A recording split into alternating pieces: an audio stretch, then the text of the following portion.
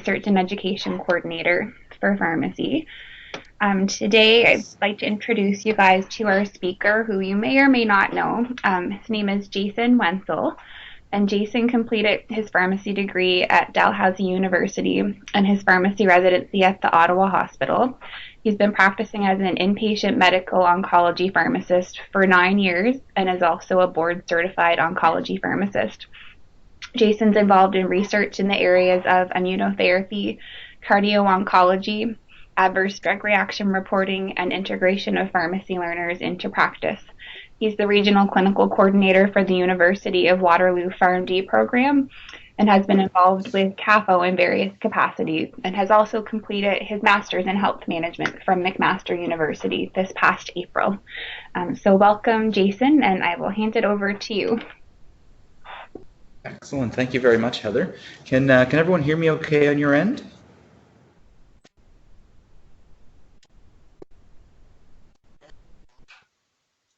It's okay, I'm coming through? You sound good, Jason. Perfect, wonderful. So let me know if I'm too loud, too quiet, too fast, too slow. I know this is a little bit more difficult via distance, but just so I'm kind of aware, what's the size of the audience that's there in the room with you?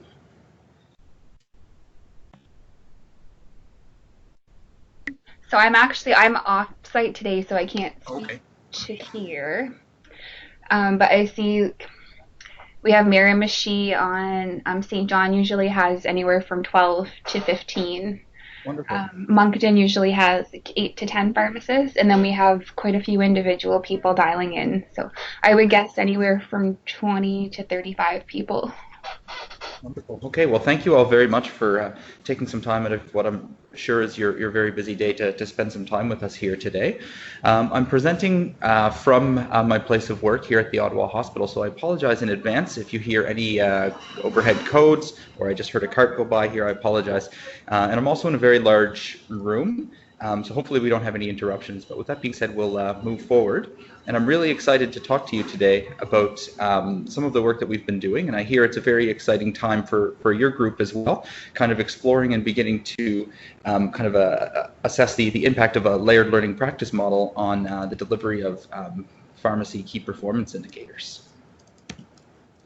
So to start out, I have a few disclosures here, of course. So this research today that we're going to be talking about has not received any formal funding or honoraria surrounding it, and we're not actually going to be speaking about specific medications or therapies. So there's no real conflict in that regard. I will disclose that, as Heather had mentioned, I am the regional clinical coordinator for the University of Waterloo for the PharmD program here in Ottawa. So in that line, I am quite pro-pharmacy learner and quite pro-PharmD student. So you can kind of take that as you will. And I'd like to say I'm very interested in this topic, but I don't consider myself an expert by any means. So I'm very welcome to discuss any questions you may have towards the end. As well, toward the end, I'll leave my email address if anybody wants to send me an email as well. So one of the questions that really kind of led us down this road a little bit, and I would like you guys to think about in your own practice, is really how do pharmacy learners influence your practice? And pharmacy learner in this context, it can be a junior staff, it can be a pharmacy resident, it can be a PharmD student or a pharmacy student, as I recognize there's lots of Dalhousie students in your regions as well. So today, we won't take the whole hour. I think this will probably take about half an hour to kind of go through the slides, but I did want to leave an opportunity, kind of the last point there, for a bit of discussion if you guys are interested, or even if I go offline, for you to have some discussion amongst your colleagues, kind of around practical implementation of layered learning practice model for your various students. So today's top 3 objectives are to provide a brief review and orientation to the concept of layered learning practice model as it pertains to pharmacists, and to provide a brief review of and orientation to the CSHP clinical key performance indicators. And I understand that many of you, if not all of you, have already worked with these in various capacities and in various projects. So I won't go in too far in depth. And of course, if you do have some questions surrounding this, I'd be pleased to answer them towards the end. And really kind of the bulk of this presentation surrounds the practical applicability. So we want to share our findings surrounding kind of two of our studies that we've done that were both led by a couple of pharmacy residents. So before going any further, I'd like to acknowledge some of the people who are integral to the success of these two projects. So Jason Young, who some of you may know, he's based out of Toronto at this point, kind of headed up his residency project in 2017-2018, and the co-preceptors Bob or Robert McLean and Tiffany Nguyen, and Lauren or Ellie Salisbury, who's kind of moved back to Halifax now, actually worked with us this most recent year on the second installment of this project, as well with Tiffany and Stephanie Lovering. So what kind of put us in the mind frame of this type of work or this type of research? So these are a few background questions that many of us had, and we had kind of done a literature search a few years ago, and there really isn't a lot of pharmacy-based literature or studies kind of to address these questions, especially in Canada. There's a group in Toronto that's kind of at the forefront of some of this research, but it wasn't really addressing kind of all of these questions. And as you read through these, I'm sure that you yourselves as preceptors, as mentors, have kind of thought of some of these in your own practice as well. So how can we efficiently accommodate more PharmD student rotations within our sites? Recognizing that this has been the direction that many of our pharmacy schools have gone. Here in Ontario, we have U of T and Waterloo PharmD programs, which have kind of increased the demand on our hospital and other institutional sites to offer kind of clinical rotations. And of course, being the closest, kind of one of the closest English institutions to the East Coast, and many of us here having such strong ties to the East Coast, we do have a lot of pharmacy students that come here from DAL and MUN as well. And the next question is how can we ensure our pharmacy residents are receiving opportunities to demonstrate and receive feedback on required skills? So we know a part of the residency standards are to help kind of give our residents opportunities to, offer direct instruction, to do modeling of behaviors, to do coaching for junior learners, and to facilitate the learning of junior learners. So how do we actually do this, and how do we actually kind of assess this in a formal capacity within our residency programs? The next question is how do students impact our clinical practice as preceptors? And I had quite a strong kind of hypothesis on this, and I was more so of the mindset of more bodies ideally would result in more service provided. I know as we establish our rotations, we often find kind of niche opportunities for students not only to do activities that promote their own learning, but also help our patients and deliver care as a pharmacy or a pharmacist extender that we may not otherwise be able to provide. And then of course there's the time argument here. So does the time required to precept take away from kind of the clinical pharmacist's direct patient care time? And then the last question is can we increase value to our patients? And really increasing value is kind of a fundamental theme of what's important in healthcare. So improving meaningful patient outcomes without directly increasing costs. And this is kind of the description or the model of value that I think works best with our preceptorship type model, because most of our students don't actually increase the cost of the services that we provide. So on this next slide here, I just wanted to give a bit of a brief background onto layered learning practice models. Now, many of us are probably quite familiar with this, especially in the context of the structure of medicine practice. So we often see units, internal medicine or ICU units and things that have a staff physician.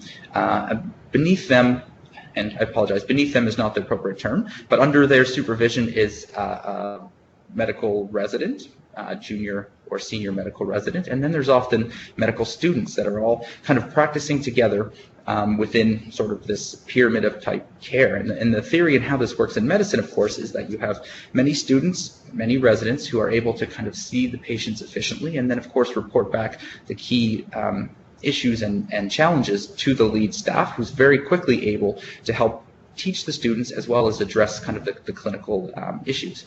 So we can imagine that in pharmacy practice, especially in institutions where we have clinical pharmacists, where we have residents, and we have various degrees of learners, that such a model would also be an excellent way to kind of expand the clinical pharmacist's capacity to see more patients, to provide more education to different patients, to do thorough reviews of medications on admissions, things like that, and also as a fashion to kind of consolidate teaching. So instead of teaching one-on-one to a resident or a student, it's an opportunity to really kind of sit down and do core teaching with multiple learners at once. And it gives students a good opportunity to present their cases in front of their peers as well as in front of their preceptor.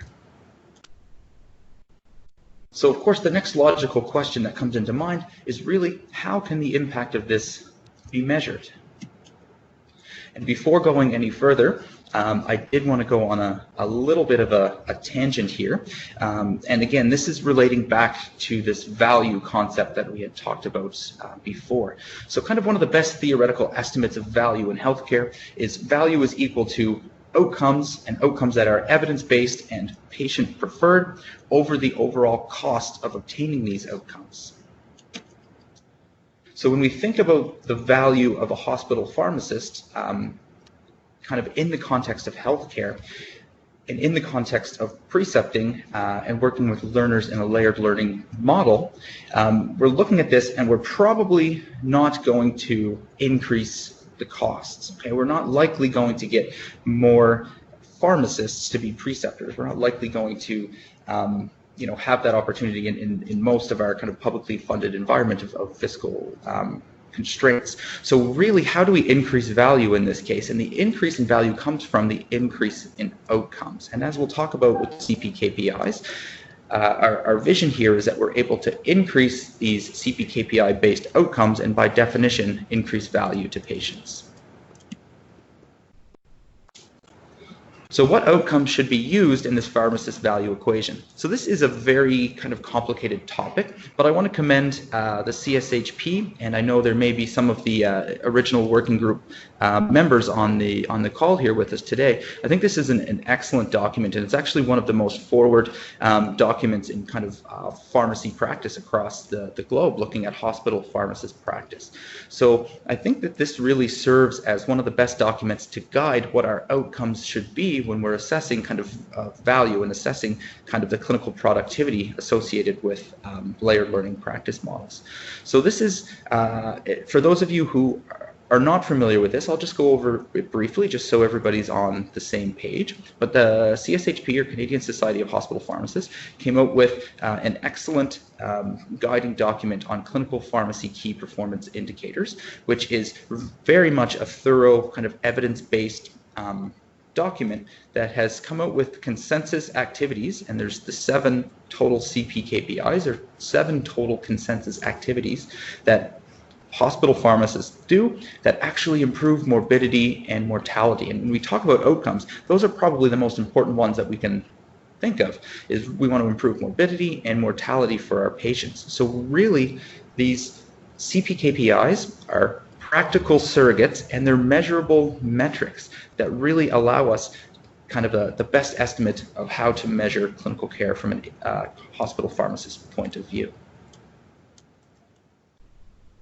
So I'm sure at this point in all of you guys' experience, these are probably not new, but just to get everyone on the same page, we'll make sure that we discuss these. So the 7 cpKPIs, or key performance indicators, are admission, medication reconciliation, creation of a pharmaceutical care plan and documentation of the pharmaceutical care plan, addressing drug therapy problems, which is kind of has several sub-classifications all of its own. So things like stopping inappropriate therapy, or adding on a medication when needed, or addressing a dose, different things like that.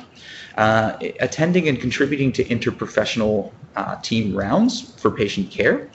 Providing patients with education during their hospital admission, so things like counseling on anticoagulation, or doing thorough teaching on diabetes management, or often in my case, and in the case of my team, is doing a lot of chemotherapy-based counseling and teaching around side effect monitoring. And then of course there's education at discharge, and then there's participation and completion in the discharge medication reconciliation. So when we go back to this kind of value-based equation, we're thinking our initial hypothesis is by having more people on the team, essentially in this layered learning practice model, we should be able to generate more cpKPIs, so have more patients receive these objective outcomes that are kind of relate to morbidity and mortality, and as a result, kind of increase the value of pharmacists without affecting the cost, because during kind of our studies here, we did not have more people or more pharmacist time. So with that, I'll shift gears a little bit. So we've talked about what the layered learning practice model is. We've talked about what the cpKPIs are. And now I just wanted to give you a little bit of a context about kind of the setting that we kind of enacted the two of our studies in. So I am an inpatient medical oncology pharmacist here at the Ottawa Hospital. So this study was conducted on our service, looking at inpatient medical oncology patients. I think it is kind of the way we set it up. It could very easily be done with willing preceptors on a medicine service, on a nephrology service, on any kind of service within the hospital. So as a bit of background, our service is usually about 35 to 50 patients on an inpatient unit, and with those numbers it often spills over to additional inpatient units. It's an interdisciplinary decentralized unit, so kind of most of the staff works kind of on a given unit. So we've got all the interdisciplinary team there, nurses, physio, spiritual care, dietitians, and things all kind of work out of the same space. And for the 35 to 50 patients, we have two assigned FTE pharmacists. So myself and another colleague would be the two FTE pharmacists. And throughout the period of the study, generally our hours would be 8 to 4, a little bit of flexibility, 7 to 3, 9 to 5, but usually 8 to 4. And at that same time, we would work approximately 1 in 5 weekends.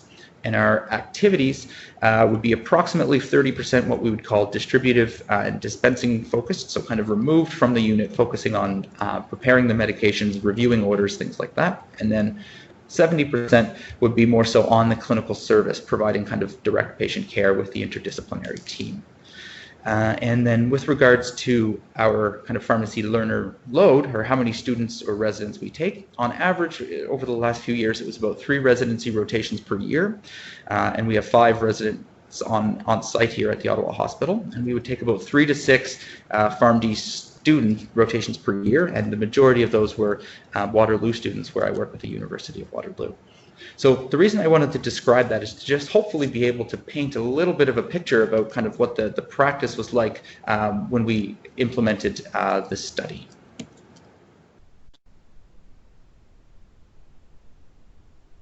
So the first study I wanted to speak to you about is the one that was led by Jason Young. So really what we were doing here is kind of just exploring how or what happens with cpKPIs under a few different scenarios within this layered learning practice model. So this really wasn't very structured. Basically what we did was we said, you know what, we've got a period of 6 months coming up. We've got some time where it's pharmacists by themselves. We've got some time where it's pharmacists with students. And we've got some time where it's pharmacists with students and residents. Let's just collect cpKPIs and then see what happens, essentially. So this was kind of the first study that Jason did, and how we collected these is was paper-based. So at the time when we did these studies, we didn't have a way to electronically capture these cpKPIs, and that's something that we'll discuss towards the end as a limitation. But basically what we would do is we would meet in the morning, the pharmacist, the resident, the students, everybody would be kind of assigned their respective patients. Everyone would kind of go off and do their thing, and we would meet in the early afternoon to debrief as a group. And at that time, as we went through what interventions were made and things, that we would code kind of the cpKPIs that were completed. So although it was a paper-based process, it was a process that was kind of done every day, and it was done kind of standardized in a standardized fashion. So the objectives of Jason's first study were very much exploratory. We just wanted to compare the proportions of patients who receive the different cpKPIs when their care was given by a pharmacist alone, or a pharmacist and student, or a pharmacist, student, and resident on the team as an LLPM model. And then we, of course, wanted to look at the individual contributions from each of the pharmacy team members. And then we just wanted to look at it normalized to 20 pharmacist work days. And it's a little bit of a different kind of metric to understand, but the reason that we did that was because we had a lot of questions kind of from our research group about, well, how do you account for days when one of your FTE pharmacists is on vacation for a week? Or what do you do when someone's working a weekend and they're not there 2 days during the week? How do you adjust for that? So this normalized to 20 pharmacist work days is basically just a way to kind of standardize the way that we approach this, and we chose 20 days because it's approximately 20 working days in a month for our pharmacists. So we call this a retrospective observational study, and the reason that we call it retrospective is because we basically collected all of these cpKPIs for the 6-month period, and then we went backwards and had a look at all of the rosters where they were stored. So we didn't collect them in real time. The participants in Jason's study, there was 4 oncology pharmacists, and again, this was 2 FTEs, but it was 4 people that were kind of coming and going within those positions. We had 2 pharmacy residents, and we had 5 PharmD students across the 6-month study period. So all of the patients that were included were basically everyone who was admitted to our oncology service during the 6-month period. And then patients who happened to pass away, we made them ineligible for receiving cpKPI 6 and 7, which are the discharge education and the discharge medication reconciliation. And you can certainly understand why those would not be applicable if the patient passes away during their inpatient stay. So this is the results. So as you can see here, I'll give you guys a moment to have a look at this. Down along the bottom axis here is each of the cpKPIs, and you can count and see there's only 6 here. So we excluded cpKPI number 4, and this was the attending and participation of rounds, and we assumed that 100% of the patients received this because a pharmacist or a pharmacy resident or student attended rounds every day during the week. So rather than kind of capture this over 6 months, we kind of said everybody received this because it's it's part of our standard practice. Texting you just directly. Perfect. So as you can see here, we've got proportion of patients receiving each cpKPI, and the purple bars themselves represent kind of the pharmacist alone time. The light blue bars represent the student contributions, and then the dark blue bars represent the resident contributions. Yeah. So as you can see from this, and I will point out that this is proportion of patients, and this is important, and I'll talk about this in a moment, but this is proportion of patients, not the absolute number, okay? So proportion of patients seems to be a little bit higher with kind of the pharmacists alone, receiving kind of the medication review on admission, receiving kind of a documentation care plan, receiving kind of some type of DTP being addressed, and DTPs under the cpKPI, it is kind of a continuous number. So a patient can have 4 DTPs addressed during their admission. For the purpose of this graph, we dichotomized it. So basically this was a yes or a no. So the patient did receive a DTP addressed by the pharmacist or pharmacy team, or they did not. And basically this allowed us to kind of make a bit of a proportion. And I'll report the absolute or the total number of DTPs kind of in a coming slide. Education in hospital was a little bit higher with the pharmacist alone group, and then the discharge medication reconciliation was much higher with the pharmacist alone group. And we kind of hypothesized, and we think the reason that was such a difference was because the time of day that we did our debriefing with our learners was kind of around 1 to 3 in the afternoon or 1 to 2 in the afternoon, and that's kind of prime time for our hospital discharges when we would have otherwise been kind of focusing our attention on discharging patients. Okay.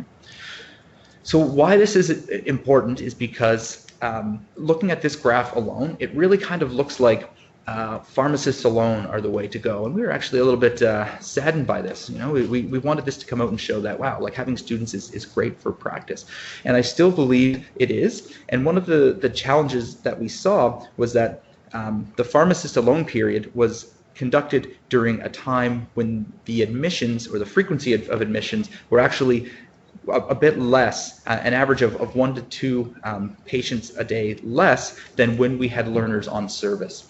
So I'll show you the next slide here, which kind of shows some of the normalized numbers to 20 pharmacist work days. So when we looked at that previous graph here, it looks like the pharmacists, are doing better without having kind of the learner support. But basically, that was largely driven by the fact that we had less patients during that period. So by having less patients, the proportions automatically kind of look higher. You're doing the same amount of work, but it looks better because there's less patients. Okay, so looking at this, objective 2 is the number of cpKPIs performed at normalized to 20 pharmacist work days. So this takes into account vacation, things like cross coverage, things like being off from working the weekend and things like that. And when we look at it in this model, we're looking at the total number of cpKPIs completed per 20 pharmacist work days. Having the students and having the residents on board at worst are not worse than having a pharmacist alone. Okay, when you look at the total number of cpKPIs and the total number of drug therapy problems addressed. And we didn't do statistics on this because it was purely exploratory. Statistics we'll speak about when we look at Ellie's project. But basically the takeaway from that is that this does not look to impair pharmacist clinical productivity when you have students on board or learners on board in a layered learning practice model. So the conclusion that we took from Jason's year plus of a lot of very hard work is, compared to standard practice, integration of pharmacy learners within a medical oncology unit may potentially facilitate delivery of cpKPIs to similar proportions of patients and help with resolution of more DTPs. And we believe that this is because, and many of you probably know this, when you work with students are very sharp, they are very vigilant about addressing some DTPs that practically more experienced pharmacists may be more inclined to kind of let go. So we do believe that there was kind of very vigilant care for the patients that were monitored by our pharmacy learners. So we did all that, a year's worth of work, and it's great. Basically came out with the conclusion that, yeah, having students on board probably doesn't make your pharmacist practice worse. Okay, well, that's great, but really what we want to do is we want to make it better, of course. So the next step that we took with Ellie's project was to be able to better define the role of pharmacy learners in the inpatient setting. So we wanted to assign kind of specific roles for our learners so that they could contribute and extend to care even more, and by default, increase the number of cpKPIs we were able to deliver without, of course, changing the cost, and therefore increasing the value to our patients. And we wanted to improve clinical efficiency by reaching more cpKPIs in a structured fashion. So this is Ellie's project, which served as kind of a methodological extension of what we did with Jason. So it was a subsequent resident year. And having a look here is kind of the groups that we kind of prospectively designed in this case. Okay, so really the big difference between what we did with Jason and what we did with Ellie 2 years ago to last year is twofold. So one big difference is that we kind of formally assigned and trained the student as a medication safety facilitator at discharge. So what that means is that the student became part of the interdisciplinary team. They actually carried around with them a discharge pager, and that when eligible patients were being discharged home, not to another facility, but when they were being discharged home, the physicians or the ward clerks would page the pharmacy learner, and that learner would go review the discharge prescription, create a medication calendar, counsel the patient, and then liaise with the community pharmacy as part of their role as medication safety facilitator at discharge. And the purpose of that was to kind of address cpKPI 6 and 7, so that discharge education as well as discharge medication reconciliation. And the other thing that we did with Ellie's group is, as you can see from this diagram here, is we actually designed rotations to have a changing variable. And the variable was the number of PharmD students at the bottom there.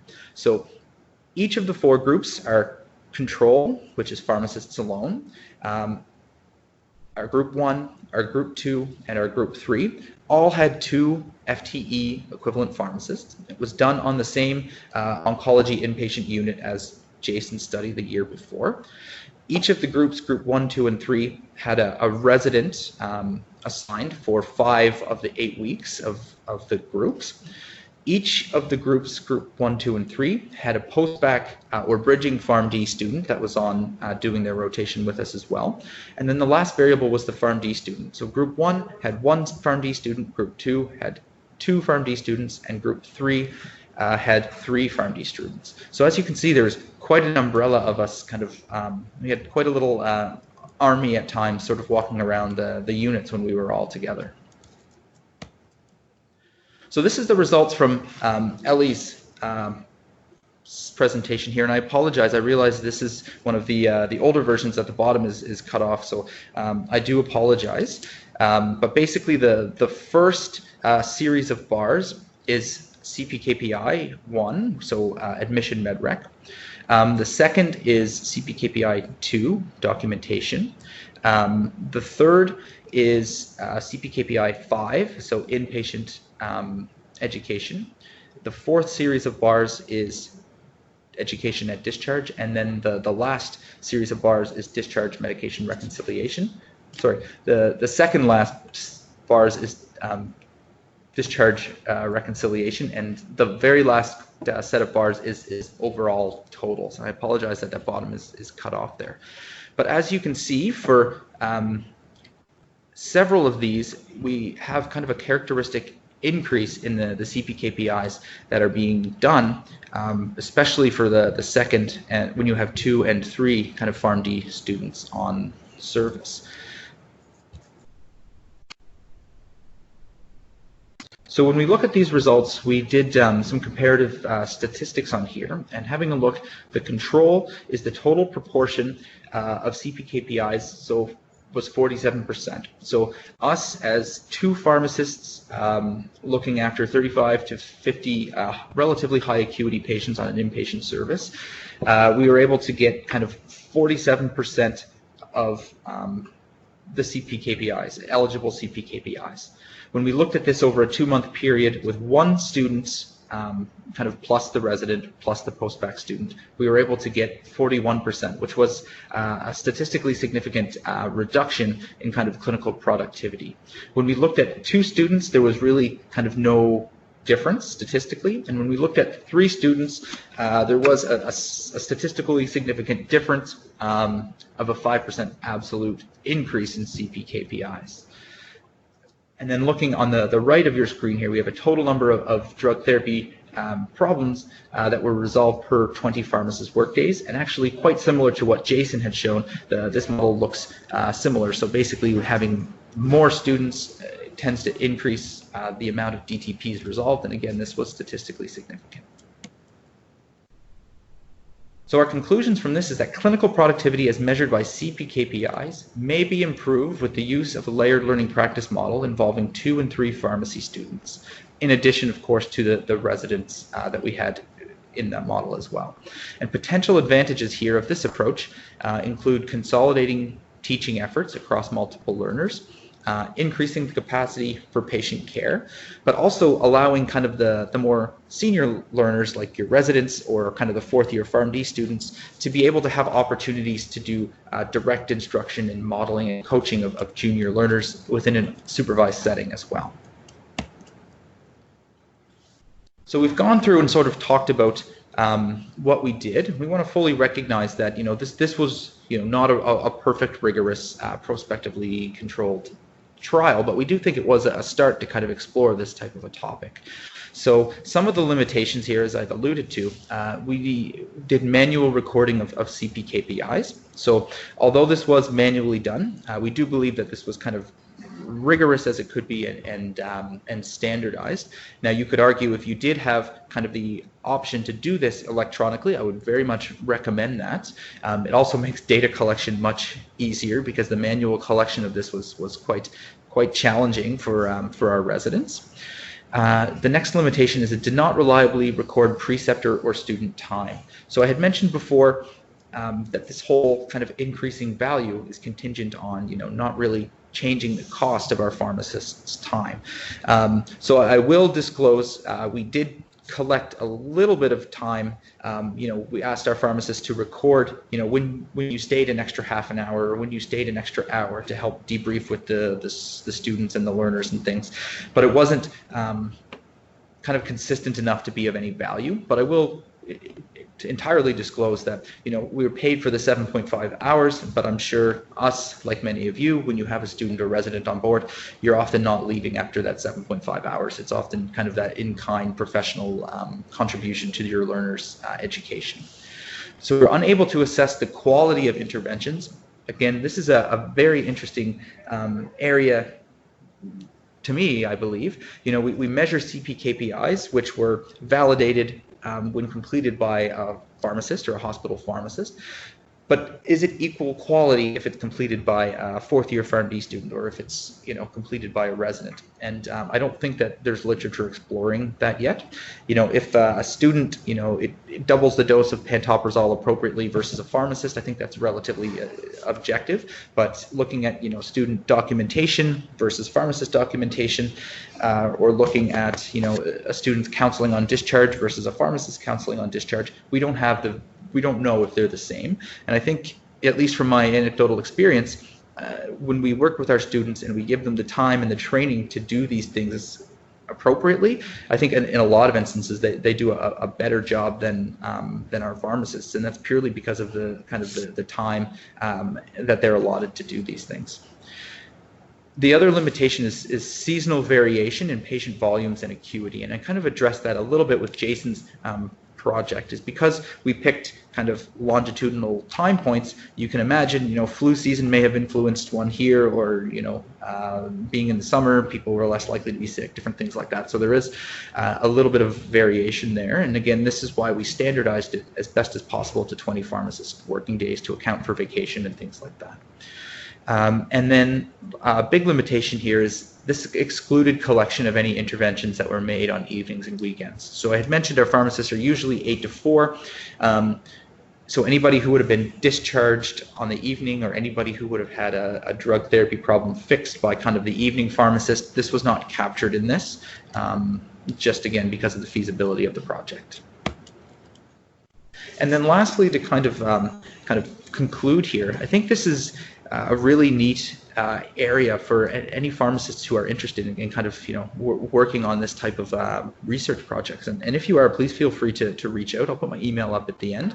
But I think you guys have taken some very interesting steps to kind of look at this as a network. And there's a ton of possible routes to take this. So one of the important areas for research and kind of making this a little bit more consistent is reliable and seamless capture and documentation. So I'd very much recommend, you know, having some type of electronic tracking system. And I'm not kind of privy to what you guys have been working with, but hopefully it's been electronic in some capacity.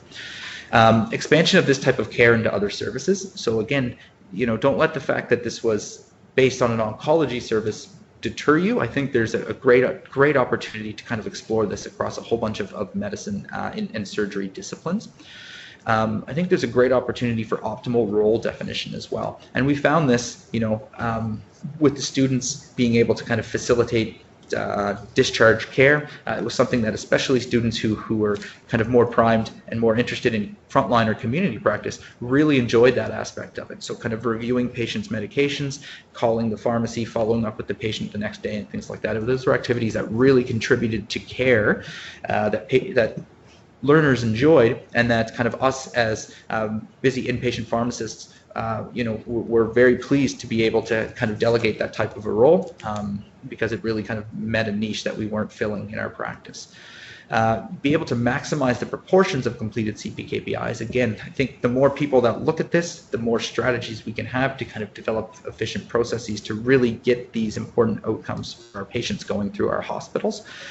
And as well, kind of looking at an exploration of quality as well. So seeing if the student's work is comparable or maybe even better than the pharmacist's work.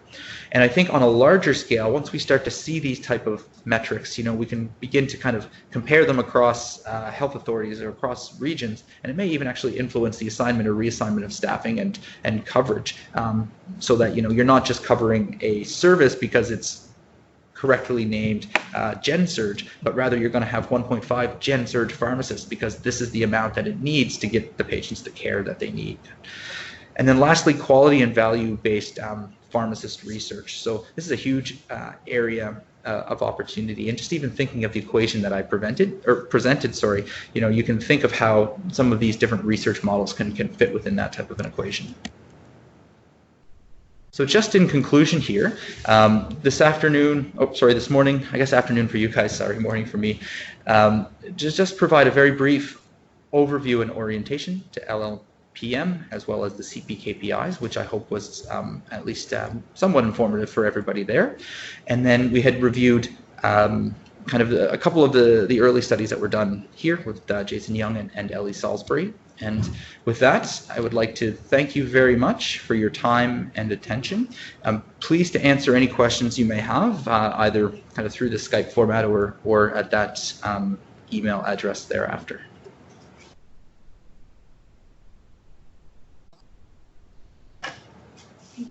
Thank you very much, Jason. No problem. Does anybody have any questions? We'll start in Fredericton.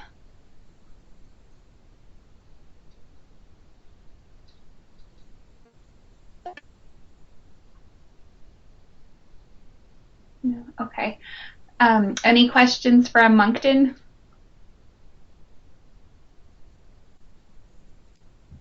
Can you hear me? Hey, Heather. Yes. Yep. Yeah. Hi, Jason. It's Karen McCurdy Thompson from Moncton. Hi. So, hi there. How are you? I'm well, thank you. Good. Thanks. Nice to hear from you. You did an excellent job. Thank you. Two of us here, when we started this, Jerry Cormier, pharmacist on our stroke prevention floor, and myself in oncology, we did this trial project here on the same type of thing. My question to you is your documentation. So what we had is we could do it online in oh goodness. Anyway, we could do it online by just putting our statistics in, Right. or we could do it by hand, enter it. But then to do our actual documentation of the intervention we made, then we had to go into our Meditech patient care system and document it there. So we had one sheet of paper, to record manually or to do it in the system. But then we had to go to another system. So how did you guys make that all one? Because it would have been just so much easier. Because I know myself, I found I recorded the people and put it all on the sheet, the numbers. But it might be kind of like a couple of days, and I know that's not right, but a couple of days before I actually got in to put the documentation in. Of what I actually did do to describe it. And then there's probably no correlation between my numbers and maybe my actual interventions in the patient care system. So what did you guys, is that how you had to do it, or what's the story? Yeah, that's an excellent point. I appreciate you bringing that up. And I realize, I apologize, I probably didn't describe in detail actually how we captured this. But at the time when we did this, we were a paper-based charting hospital. We've since moved over to Epic, and that's the last time I'm going to say Epic today. So we've moved over to Epic, but at the time of this study, it was paper-based documentation. So similar to yours, whenever the pharmacist or the pharmacy learner was documenting their care plan, it would be done kind of in the progress notes of the chart. So kind of separate from how we actually captured what they were doing, or whether or not this patient had documentation performed. So how we did this is that each of the team members or each of the learners actually had sheets of stickers. They were basically small label stickers, and we printed out on them, cpKPI 1, cpKPI 2, cpKPI 3 with a blank, and then you could fill in which cpKPI it was, or sorry, which DTP it was. And everybody had those sheets with them kind of at all times, and they were actually color-coded. So if you were a pharmacist, there was no color. If you were a student, it was pink, and if it was a resident, you were yellow. And basically at the end of the day, when we had everyone together and debriefing on the patients, we'll say, if student X did a documentation for Mrs. Jones on the rosters that we had with us that day, we would take the student's sticker and stick it on the roster. And then basically we kept all of those rosters for a 6-month period, kind of locked up and secured. And then once kind of the study period was over, we physically took all those rosters, went back and looked at where the stickers were, who did the stickers and things like that. So that's kind of how we documented on it. So it wasn't any extra writing, but it was the extra process of taking the color-coded sticker and, assigning it, putting it on the patient's name on the roster. So then, so for your student interventions, like not your residents or your PharmD students, but for your actual, like maybe fourth-year pharmacy students, like the pharmacist still had to review everything, right? Countersign it or whatever like that? Correct. That's right. Yeah, okay. And there was one other thing I was going to ask you. Oh, so with us, we were kind of, or I understood that way. I think Jerry understood it that way too, is that we had to perform all kind of 6 functions before we could actually put in for a pharmaceutical care plan. So like on my unit, I attend oncology rounds every morning, whereas my colleague, he doesn't actually have rounds in the morning type of thing, or not every day. So my sheet would have had all, yes, I did rounds on this patient 5 days this week type of thing. But there was some like medication at discharge. I did improve in that area, but our nurses on my floor do quite a bit of that and stuff like that. So I never really had like a whole lot to indicate a true pharmaceutical care plan from admission to discharge. How did you guys handle that, or did we not kind of do it the same way? Yeah, I think we might have done it a little bit of a different way. I think kind of our interpretation of the second cpKPI or the pharmacist care plan is that the patient has some type of documented care plan pertaining to their pharmacy care plan within the chart. So how we did this was basically when our students, our residents, or our pharmacists basically kind of did the complete acute care workup of this patient and documented it, which was often a page or 2 pages. That's what we considered as the care plan. So kind of the documentation of you've assessed this patient, this is what they're admitting with, this is their past medical history, this is their organ function, this is your assessment, your recommendation, and your monitoring plan. That was what we classified as cpKPI 2, or kind of the documentation of the care plan. But you're absolutely right. And on some units, different professions are doing different roles, and you're right. Like a lot of our nurses are kind of the key ones that do the discharge counseling and things, because you mentioned there's usually only 2 of us, and we can't always be there for a high volume of patients and things like that. Yeah. Okay, great. Thank you very much. Of course, thank you. I think Glenn Whiteway from Fredericton has a question. Sure. Hi, can you hear me now? Ken. Sorry, yeah, no, we got not cut off. The puck wasn't working right here. Thanks for the presentation. One thing that I guess we've struggled with here at our site, and perhaps some other sites in Horizon when we've been doing various KPI batching, collecting, is we feel that depending on the ward or the patient care area structure, there's not always that structured interdisciplinary round. But we do have our pharmacists on various units who do spend a lot of one-on-one time with the physician only. Then they have a one-on-one discussion with nursing, and there can be chart rounds that involve everybody except the physician, and they feel like they're shortchanging themselves because it doesn't count as the full meal deal interdisciplinary round. But in the end, patients are getting good care. But how do you guys do that at your site, or is it just that your services all have the full meal deal, sit-down rounds, everybody on board? So that's a great question. I think one of the challenges with taking such excellent kind of broad national recommendations, one of the challenges, of course, is applying it to kind of local sites where things may be very different. And I agree with you. Rounds are different across our hospital, let alone across different hospitals and things like that. So it sounds like what you're describing. I would almost consider counting that as interdisciplinary rounding, especially if you don't have a formal format to do that. Because I think when you think about it, like what is the purpose of it? Well, it's getting interdisciplinary information or interdisciplinary perspectives that allow you to then make a pharmacy-based decision that's going to help improve the care of that patient. So, I mean, if you have to go to a physician and then to a nurse and then to a PT or something like that, I think that's a very reasonable way to include that, to be honest, especially if you don't have kind of formal sit-down rounds. So here at our site, we used to have kind of just once weekly. Basically, the whole care team would sit down. It would take like an hour and a half. You'd go through people very quite meticulously. And now kind of our whole hospital corporately has instituted a policy where it is sort of 20-minute bullet rounds, interdisciplinary bullet rounds, but you don't necessarily get to the same depth of patient care as we would before. So I think everyone's going to be different here, and sort of tailoring your criteria at a local level, I think that's perfectly appropriate. Okay. With your bullet rounds, is the physician present as well? Yes. Yeah. All the physicians, whoever happens to be the staff or the lead oncologist at the time is there. All of the interdisciplinary staff is there. So basically our unit stops for 20 minutes at 2 o'clock each day, and everybody congregates in one spot, and we kind of go through kind of the patients quite quickly, any updates and things like that. Thanks, Jason. Of course. So Jason, it's Mike LeBlanc in Moncton. How are you? Hey, Mike, I'm well. How's it going? Doing great.